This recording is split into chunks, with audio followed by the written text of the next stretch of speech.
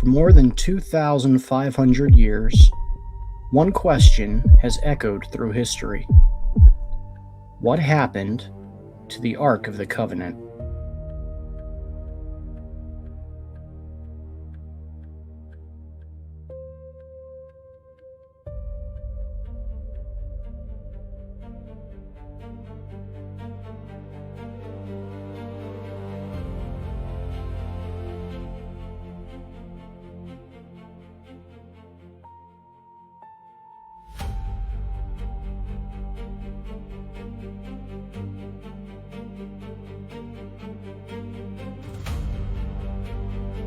It was not merely a treasure. It was not simply an artifact of ancient Israel. According to Scripture, it represented the covenant between God and His people, the most sacred object ever entrusted to a nation. The Bible tells us that rivers stopped before it. Fortress walls collapsed after it. Enemy nations even feared it, and kings honored it. Priests carried it into the very presence of God. Then, without warning, it disappeared. No verified discovery. No museum possesses it. No nation can prove it's theirs. No archaeologist has established its location beyond dispute.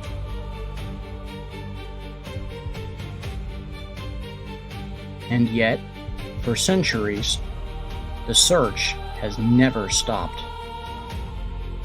Some believe the Babylonians destroyed it. Others claim that the prophet Jeremiah hid it before Jerusalem fell. One church in Ethiopia declares that it's guarded the Ark for generations, and in modern times, new discoveries, new claims, and new questions.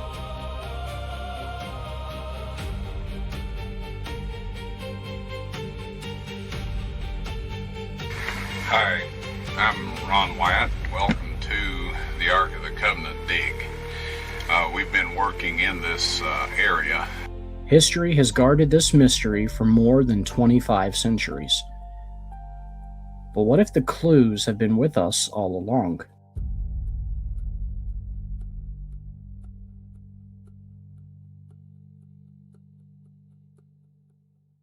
This is the story of the most sacred object in biblical history.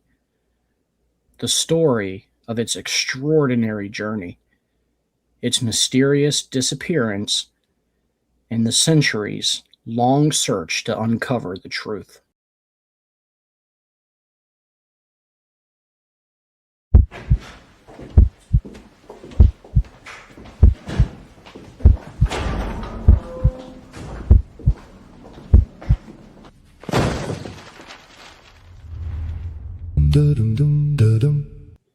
Exhibit A. The Ark is Born. Before it became history's greatest mystery, the Ark of the Covenant was God's greatest instruction. Its story does not begin inside a temple or beneath the streets of Jerusalem. It begins here. Exhibit A.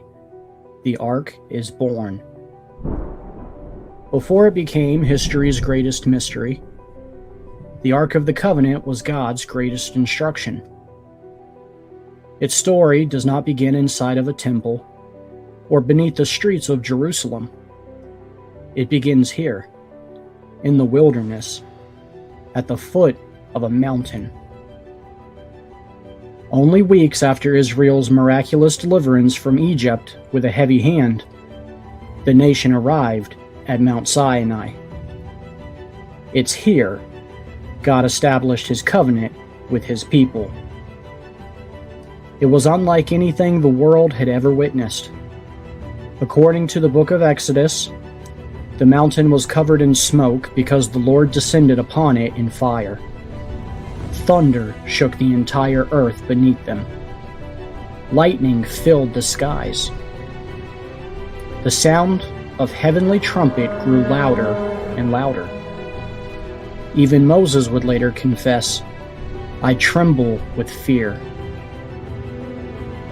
From within the cloud, God revealed his law, the 10 Commandments, instructions that would shape Israel's identity for generations to come. But God was not finished speaking, because after giving his law, he gave Moses something unexpected: detailed instructions for building a single object.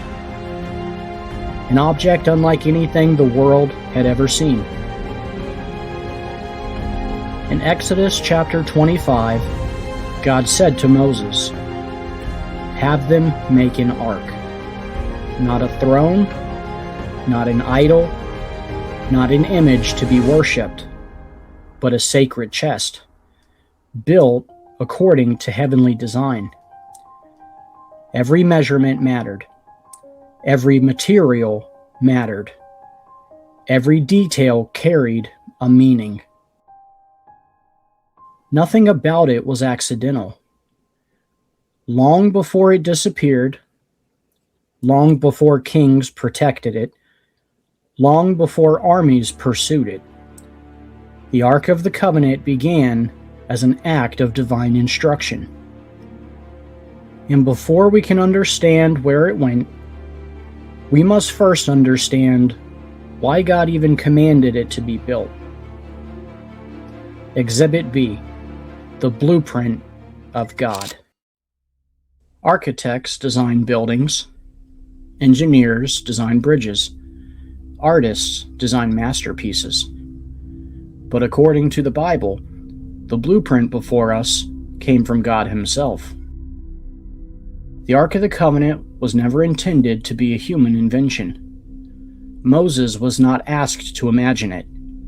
He was not invited to improve upon it. Nor was Israel free to build it according to their own preferences. Every measurement, every material, every detail originated with God. In Exodus chapter 25, God begins describing an object unlike anything the world had ever seen. Not because of its beauty, not because of its value, but because of what it represented. The ark was to be constructed from Arcadia wood, a remarkably durable wood native to the wilderness. It would then be completely overlaid, inside and out, with pure gold. Not partially, completely. Even the carrying poles would be covered in gold. Nothing about the design was accidental. 4 gold rings would be fastened to its corners. 2 poles would pass through those rings, allowing the ark to be carried without human hands ever touching it. Those poles were never to be removed. The ark was always prepared to move, always prepared to lead. Resting above the ark was its most remarkable feature: the mercy seat, fashioned from a single piece of pure gold at either end. 2 cherubim. Their wings outstretched, facing one another, looking downward toward the place where God declared, "I will meet with you." This was no ordinary lid. It symbolized the very place where God's presence would dwell among his covenant people. Throughout Scripture, God is repeatedly described as enthroned above the cherubim. The ark was never meant to contain God. The creator of heaven and earth cannot be confined to a wooden chest. Instead, the ark served as an earthly symbol of his covenantal presence.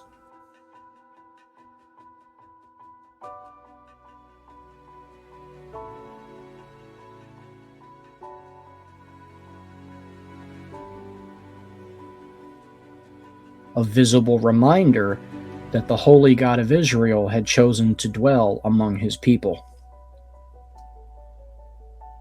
God did not simply provide the design, he also appointed the craftsmen. Bezalel, filled with the Spirit of God, was given wisdom, understanding, and knowledge, an extraordinary skill to carry out the work. Nothing about the ark was left to chance. Its designer chose its builders.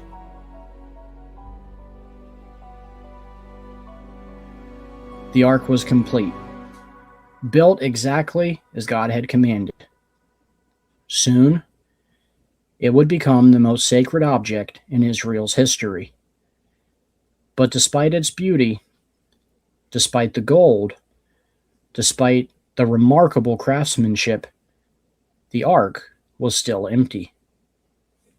Its greatest purpose had not yet begun.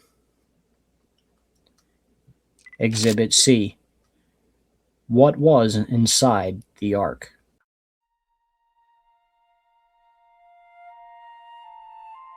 The ark was complete. Its wood had been covered with gold. Its mercy seat had been carefully fashioned. The cherubim stretched their wings toward one another. Every detail had been completed exactly as God commanded. But one question remained. What belonged inside? The answer reveals something extraordinary. God did not fill the ark with Israel's greatest treasures. Not jewels, not gold, not the wealth taken from Egypt. Instead, he chose 3 objects, 3 witnesses, 3 reminders. Together, they would tell the story of his covenant with Israel.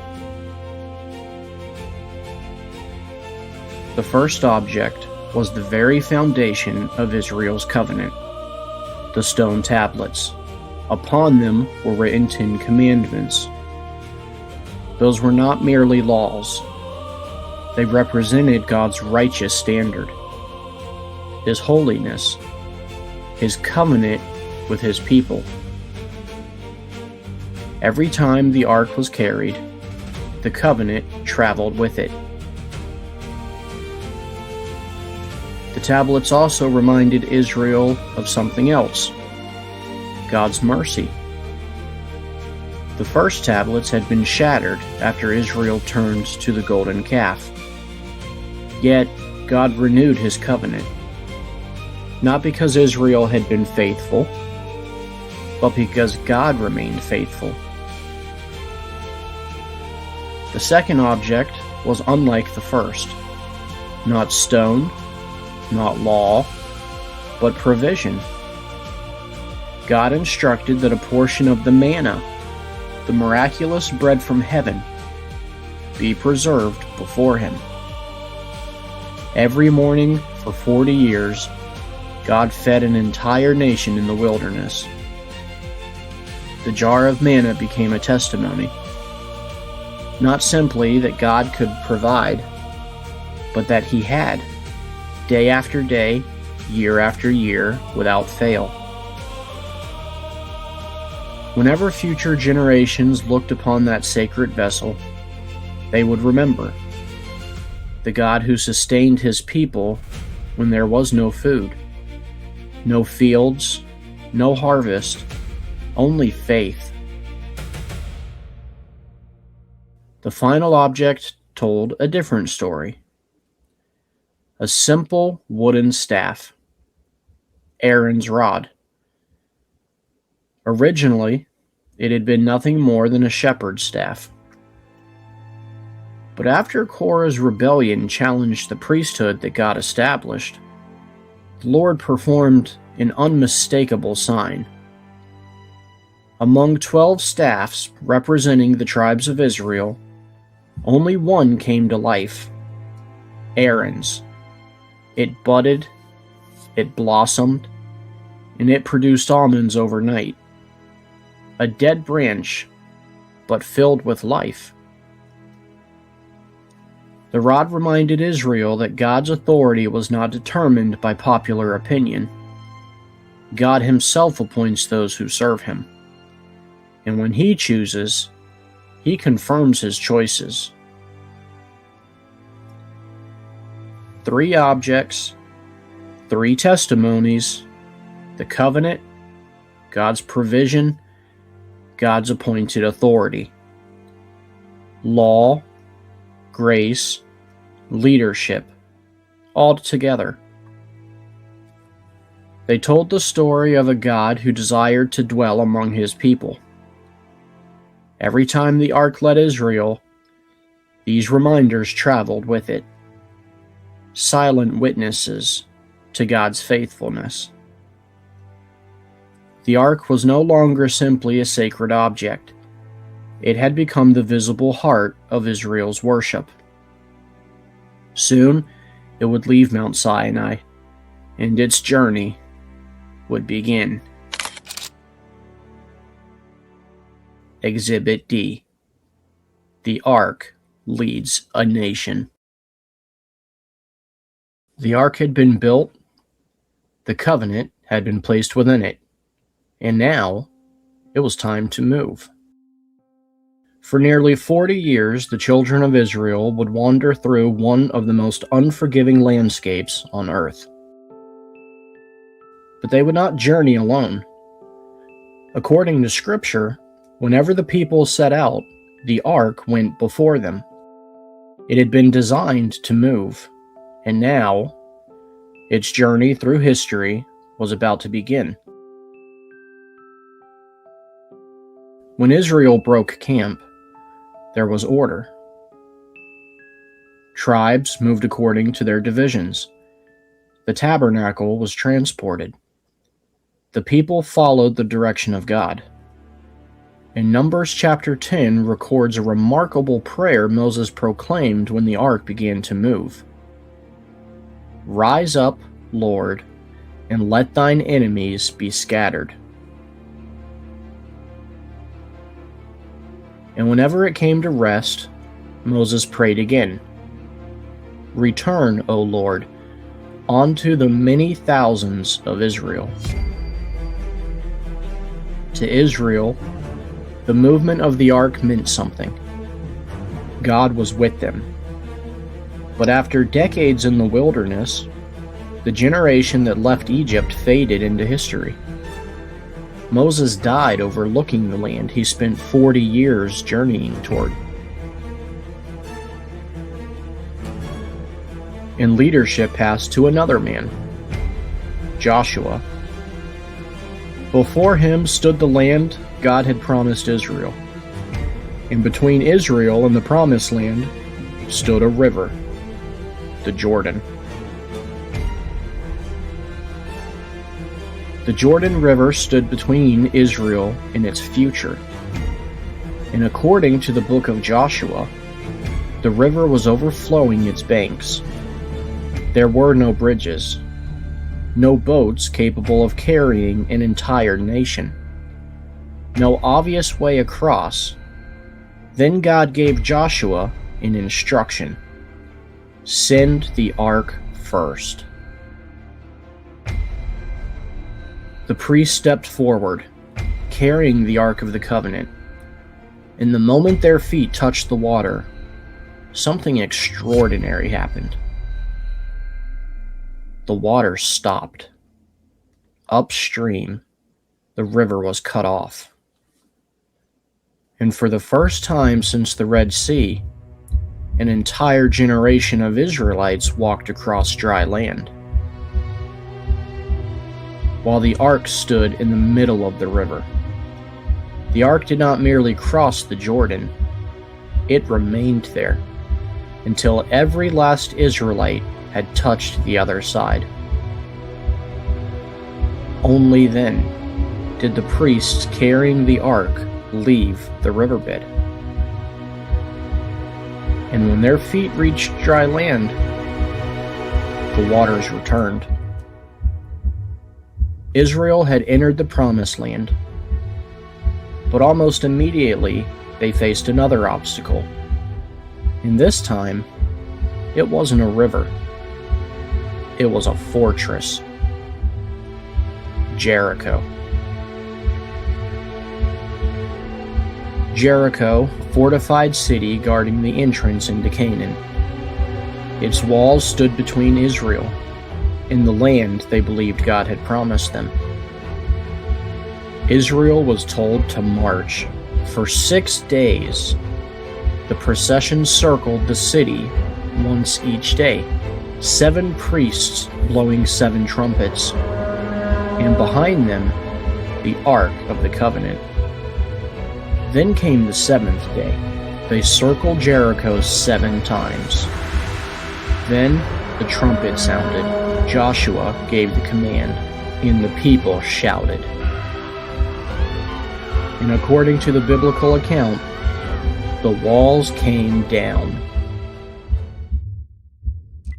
Eventually, King David brought the ark toward Jerusalem, and under his son Solomon, it was placed within the Holy of Holies of the newly constructed temple. There, the ark finally seemed to have found a permanent home. Centuries later, the armies of Babylon descended upon Jerusalem. The city fell. The temple was destroyed. The treasures were carried away. But the Bible never clearly tells us what happened to the Ark of the Covenant. Was it destroyed? Was it taken? Or had someone already hidden it before the enemy arrived? For more than 2,500 years, those unanswered questions have given birth to legends, traditions, and even extraordinary claims. 4 theories, 4 possible destinations, and somewhere among them, perhaps the answer to history's greatest mystery. Our investigation begins in 586 BC. Jerusalem is surrounded. The armies of Babylon under King Nebuchadnezzar have breached the city. The Temple of Solomon is burned. Its treasures are taken. And the king of Judah falls. If the Ark of the Covenant was still inside the temple when Babylon arrived, then this should be where the story ends.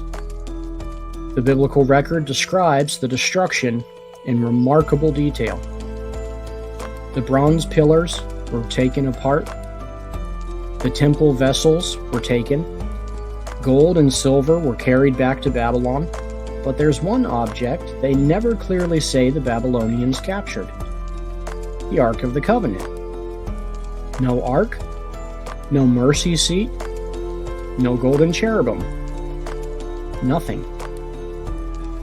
And for the most sacred object in the temple, that silence is very difficult to ignore. So what happened? Why was it never recorded amongst the captured treasures? And why did it never return? If the Babylonians never captured the ark, then perhaps someone removed it before they arrived. And according to one ancient tradition, that person was the prophet Jeremiah. The story is preserved in the 2nd book of Maccabees, a Jewish text written centuries after the time of Jeremiah. According to the account, Jeremiah received divine warning concerning the coming destruction. And before Jerusalem fell, he took the ark and carried it away. But the tradition does not claim that Jeremiah simply buried it somewhere outside Jerusalem. It gives a destination. The mountain from which Moses once looked upon the promised land, and according to the story, Jeremiah found a cave. He carried the ark inside, along with the tabernacle and the altar of incense, and then sealed the entrance, declaring that the place would remain unknown until God gathered his people together again. It's an extraordinary story. And unlike many modern theories about the ark, this tradition is ancient. But ancient does not necessarily mean eyewitness testimony. The surviving account was written centuries after Jerusalem's destruction. The Hebrew Bible never tells us that Jeremiah removed the ark. And despite centuries of searching, no authenticated discovery has proven that the ark lies beneath Mount Nebo. Still, if the ark disappeared before Nebuchadnezzar entered Jerusalem, then there would be nothing for Babylon to record. But our next theory makes a very different claim. The ark wasn't destroyed, it was hidden. And it isn't waiting to be discovered. According to an ancient tradition in Ethiopia, the ark has been there all along. Case file number 3. Ethiopia's claim. What if the Ark of the Covenant isn't lost at all? What if it survived the destruction of Jerusalem? Traveled hundreds of miles from its original home, and today remains hidden behind the walls of a guarded sanctuary. That is the extraordinary claim of Ethiopia. For centuries, Ethiopian tradition has maintained a remarkable story connecting the nation to ancient Israel. King Solomon, the Queen of Sheba, and ultimately, the Ark of the Covenant. The Ark was taken from Jerusalem and carried to Ethiopia. Solomon eventually discovered what had happened, but the Ark was already gone. If the story is true, then the mystery of the Ark was solved centuries before Babylon ever reached Jerusalem. Ethiopian Orthodox tradition identifies the ancient city of Axum as the Ark's final home. Near the Church of Our Lady Mary of Zion stands a small guarded chapel. And according to the church, inside that sanctuary rests the original Ark of the Covenant. Case file number 4. Ron Wyatt's discovery. This particular quarry, and in many others from antiquity, they would cut the stone back until they came to chambers, or where the water had eroded and dissolved the stone away. This type material was unusable for their purposes in cutting out good strong blocks of stone for building purposes. So when they cut into these chambers, they would go around and leave a thin wall between the chamber and the outside, taking all of the good stone away. So this is the situation that we're looking at here. Our investigation now returns to Jerusalem, not to the Temple Mount, but to a location outside the walls of the Old City, a place millions of Christians associate with the crucifixion and resurrection of Jesus Christ, the Garden Tomb. And beneath the ground nearby, one man claimed to have made the greatest archaeological discovery in biblical history. His name was Ron Wyatt. So anyway, I was walking along the cliff face behind this bus station back in this area. Well, since you saw the cutouts, okay, I was walking through there. My left hand went out without my brain doing it, and my mouth said, "That's Jeremiah's grotto, and the Ark of the Covenant's in there." Well, I was dumbfounded. This sort of thing doesn't happen to me. Ron Wyatt was not a formally trained archaeologist. He was an American nurse anesthesiast with an intense interest in biblical archaeology. And during one of his visits to Jerusalem, Ron Wyatt claimed that something unusual happened. Wyatt claimed that he and his sons began excavating beneath the area. The work was difficult, dangerous, and according to Ron Wyatt, eventually led into a system of underground chambers. Then he claimed to have entered one chamber alone. Inside, Wyatt described seeing objects covered with animal skins, ancient furnishings, and a large stone case. When he looked through a crack, he believed he was staring at the mercy seat of the Ark of the Covenant. Ron Wyatt claimed he had found the Ark. Anyway, I was sitting down there working on this fan, and a voice said to me, "God bless you and what you're doing here."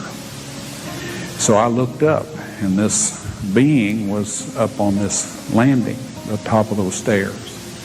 Looked exactly like I figured Christ would have looked. And the outfit that he had on was not exactly like the Muslims wear today, but it was closer to that than it was anything else I had seen. So I said, "Are you from around here, sir?" And he said, "No."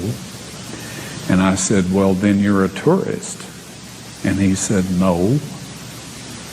And I thought, well, he doesn't want to talk with me. Obviously, I didn't know what else to say. And then he said, "I'm on my way from South Africa to the New Jerusalem." He claimed the chamber was located directly beneath the place where Jesus had been crucified. According to Ron Wyatt, an earthquake at the time of the crucifixion had opened a crack in the rock, and when Christ's blood fell to the ground from above, Ron Wyatt believed it traveled through that crack and landed directly upon the mercy seat of the Ark. If true, the symbolism would be amazing. The blood of the new covenant falling upon the mercy seat of the old. The place where sacrificial blood had once been presented for Israel, now touched by the blood Christians believe brought atonement once and for all. It's perhaps the most astonishing claim ever made concerning the Ark, but an extraordinary claim demands extraordinary evidence, and this is where the case becomes difficult. Ron Wyatt never produced the Ark for public examination.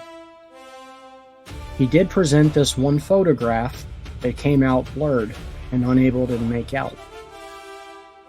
No widely accepted archaeological report independently confirmed the discovery. No publicly available photograph clearly demonstrates the Ark inside the claimed chamber. And the location has never been subjected to the kind of open investigation that could settle the question. Critics therefore dismiss Wyatt's account as unproven, and from a strictly archaeological standpoint, they have a point. The physical evidence necessary to establish the discovery publicly has never been presented. You'll notice that the symbols inside the cartouche are still upright.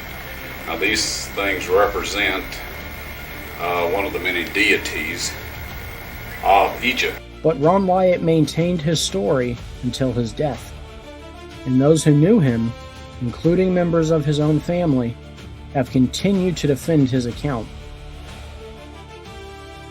So did Ron Wyatt discover the Ark of the Covenant beneath Jerusalem? At present, we cannot prove that he did, but neither can this investigation transform an unverified claim into a disproven one. That distinction matters. Without independent access to the alleged chamber, without authenticated photographs, and without physical examination, the case remains unsolved. Perhaps there's nothing beneath the ground. Perhaps the Ark lay somewhere else entirely.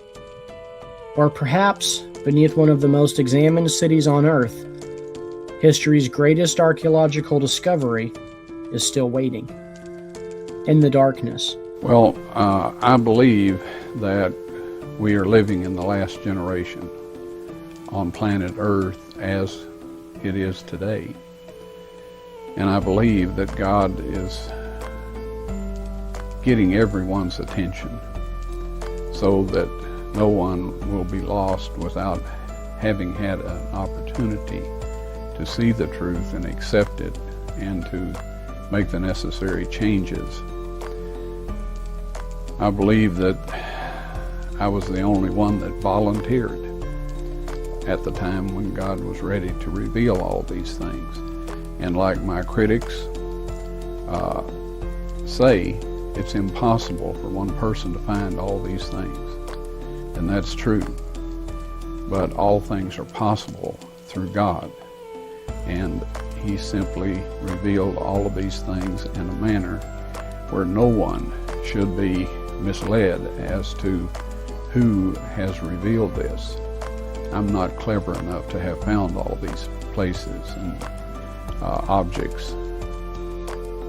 So this is something that God has taken into His own hands and is doing a show and tell presentation of His treasures, His archaeological treasures, in a manner that is designed to strengthen the faith of the believers and to convince those who have seen no good reason to believe what Christians have to say, to convince them that the Bible is historically accurate and divinely inspired.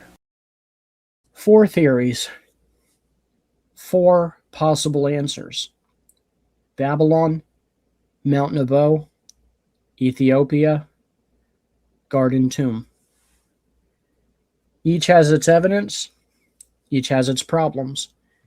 And now, only one question remains. After more than 2,500 years, where is the Ark of the Covenant?